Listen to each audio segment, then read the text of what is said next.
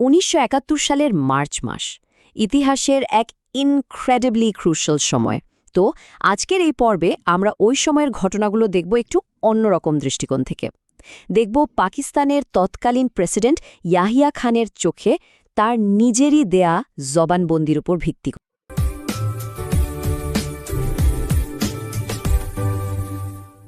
আমি ছিলাম একজন অসহায় কমান্ডার আর মুজিব একজন বিশ্বাসঘাতক। এই একটা বাক্যে কিন্তু ইয়াহিয়া খান তার পুরো গল্পের সুরটা বেঁধে দিয়েছেন। হামুদুর রহমান কমিশনের কাছে দেয়ার সাক্ষ্যে তিনি ঠিক এভাবেই নিজেকে বর্ণনা করেছেন। চলুন আরেকটু তলিয়ে দেখা যাক তিনি ঠিক কি বলতে চেয়েছেন। তো এবার সরাসরি শোনা যাক সেই মানুষটার কথা যিনি ছিলেন পুরো ঘটনার একেবারে কেন্দ্রে, জেনারেল ইয়াহিয়া খান। মানে ইয়াহিয়ার জবানবন্দির মূল কথাটা যদি এক লাইনে বলি তাহলে দাঁড়ায় তিনি নাকি শেষ মুহূর্ত পর্যন্ত একটা রাজনৈতিক সমাধানই খুঁজছিলেন, কিন্তু তার মতে শেখ মুজিব শুরু থেকেই স্বাধীন বাংলাদেশের ব্যাপারে এতটাই ফার্ম ছিলেন যে কোনো রকম আপোষে তিনি রাজি হননি। পুরো বয়ানটা কিন্তু এই একটা আইডিয়ার উপরেই দাঁড়িয়ে আছে। আচ্ছা, তো পাকিস্তানকে এক রাখতে ইয়াহিয়া খান ঠিক কি অফার করেছিলেন, মানে টেবিলে কি প্রস্তাব ছিল? তার সাক্ষ্য যদি আমরা দেখি তাহলে দেখা যায় তিনি শেখ মুজিবকে বেশ কয়েকটা বড়সড় প্রস্তাব দিয়েছিলেন, যেমন অখণ্ড পাকিস্তানের প্রধানমন্ত্রী হওয়ার অফার, উপপ্রধান সামরিক আইন প্রশাসক বা DCMAL হওয়ার প্রস্তাব, এমনকি সংবিধান তৈরির জন্য একটা জোট গঠনের কথাও বলেছিলেন।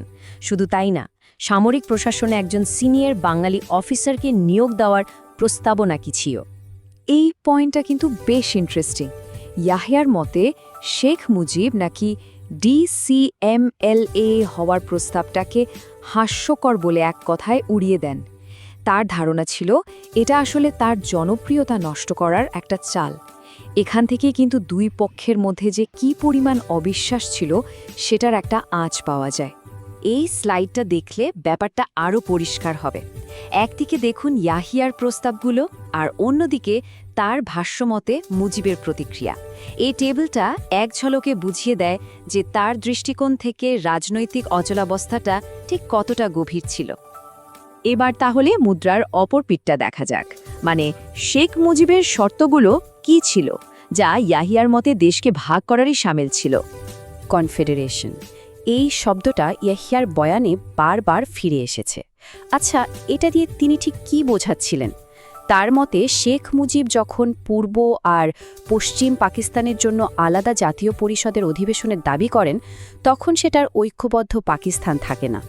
ওটা আসলে দেশভাগের একটা ব্লুপ্রিন্ট ছাড়া আর কিছুই না। ইয়াহিয়ার ভাষ্য অনুযায়ী দাবিগুলো কিন্তু এক জায়গায় থেমে থাকেনি, বরং বাড়তেই ছিল। প্রথমে আলাদা জাতীয় পরিষদ, তারপর একটা নতুন কনফেডারেশন কাঠামো, এরপর আরও গিয়ে মিলিটারি বাজেট আর সেনাবাহিনীর আকার ৭৫% কমিয়ে ফেলার মতো শর্ত। তার চোখে এগুলো সবই ছিল রাষ্ট্রকে ভেঙে ফেলার এক একটা ধাপ। আর এরপর এলো সেই মোক্ষম কথাটি, যেটা ইয়াহিয়ার যুক্তির সবচেয়ে বড় ভিত্তি। তার সাক্ষ্য অনুযায়ী শেখ মুজিব নাকি তাকে সরাসরি বলেছিলেন যে বাংলাদেশ তৈরির সিদ্ধান্ত ফাইনাল, এটার কেউ আটকাতে পারবে না। ইয়াহিয়ার জন্য এটাই ছিল আলোচনার শেষ কথা। আসলে সব কিছুর গোড়ায় ছিল কিন্তু এই গভীর অবিশ্বাসটা। ইয়াহিয়ার জবানবন্দি অনুযায়ী শেখ মুজিব মনে প্রাণে বিশ্বাস করতেন যে সেনাবাহিনী কোনো দিনও একজন বাঙালি নেতার হাতে সত্যিকারের ক্ষমতা দেবে না। আর এই সন্দেহটাই হয়তো যে কোনো ধরনের আলোচনাকে শুরুতেই শেষ করে দিয়েছিল। আচ্ছা, এবার চলুন টাইমলাইনে একটু ফেরা যাক। মার্চের সেই উত্তাল দিনগুলো, যখন সবকিছু একেবারে খাদের কিনারে এসে দাঁড়িয়েছিল।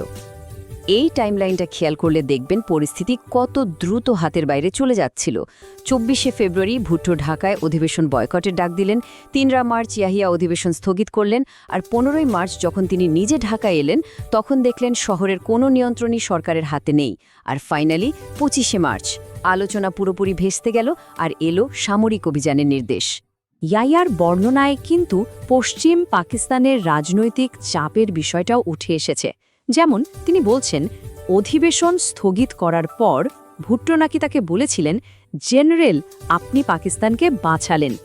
এ থেকে বোঝা যায় যে পর্দার আড়ালে আরও অনেক কিছুই ঘটছিল। একবার ভাবুন তো দৃশ্যটা, 15ই মার্চ ইয়াহিয়া ঢাকায় নামলেন আর দেখলেন যে শহরের ওপর তার সরকারের বিন্দুমাত্র নিয়ন্ত্রণ নেই। সব বিল্ডিংয়ের মাথায় উঠছে বাংলাদেশের পতাকা। তার মতে আলোচনা নতুন করে শুরু হওয়ার আগেই তিনি আসলে ক্ষমতা হারিয়ে ফেলেছিলেন। এবং তারপরই এলো সেই চূড়ান্ত নির্দেশ 25শে মার্চ। ইয়াহিয়ার ভাষায় শেখ মুজিবের ঔদ্ধত্য আর আপোষহীন মনোভাবের কারণে তিনি নাকি সেনাবাহিনীকে সশস্ত্র বিদ্রোহ দমনের নির্দেশ দিতে বাধ্য হন। ইতিহাসে যা পরিচিত হয় অপারেশন সার্চলাইট নামে। তাহলে এই যে পুরো বয়ানটা আমরা দেখলাম, এর তাৎপর্যটা কি? এটা ইতিহাসের একটা খণ্ডিত কিন্তু নিঃসন্দেহে খুবই শক্তিশালী একটা দৃষ্টিভঙ্গি।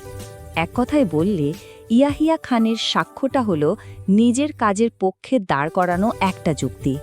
তিনি এমন একটা ছবি এঁকেছেন যেখানে তিনি একজন বাস্তববাদী নেতা, যিনি পাকিস্তানকে এক রাখতে চেয়েছিলেন, কিন্তু একজন বিচ্ছিন্নতাবাদী নেতার একগুয়েমির কারণে সামরিক ব্যবস্থা নিতে বাধ্য হয়েছেন। এটা একটা জটিল ইতিহাসের এক পক্ষের বয়ান মাত্র। আর এখানেই আজকের আলোচনাটা আমরা শেষ করতে চাই একটা প্রশ্ন দিয়ে।